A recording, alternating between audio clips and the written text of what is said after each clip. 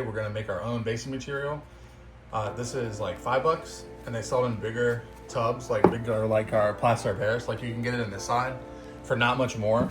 I just went to the place right by my house, and they didn't have any big ones, so we could have saved even more money.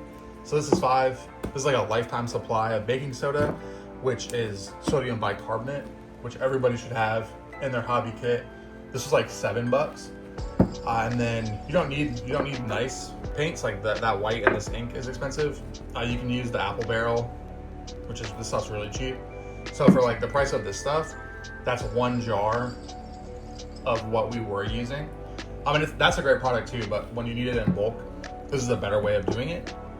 Actually, what we're gonna use is, this is old coffee grounds that you dried out and then you cook it in the oven for a little bit to kill all the bacteria and make sure that it's actually dry so it doesn't mold. So this is technically free. So we're also gonna use some of this. All right, so we're gonna eyeball this because I'm not very well prepared. And the way this works is we're gonna do equal parts of like the material to our, this is spackle or polyfilla if you're not in the United States. 2 parts material, 2 parts spackle, 1 part paint. And I like these jars because I can like see through them. I'm gonna mix all this up. And this just makes sure we have different size textures.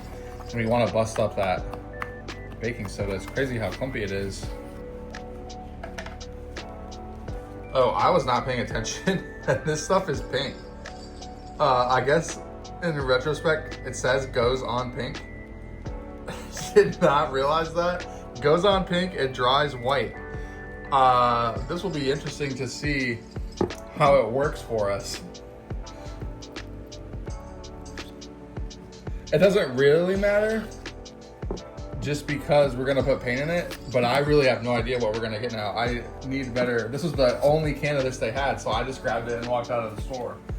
For this one, I'm just using white. And I like a white because I can paint it. I was gonna mix in some browns too on the other one.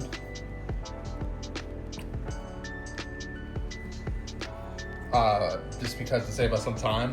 But seeing that this is pink, we'll start with this. So now I'm just gonna mix this up, and I'll be back after I mix it up.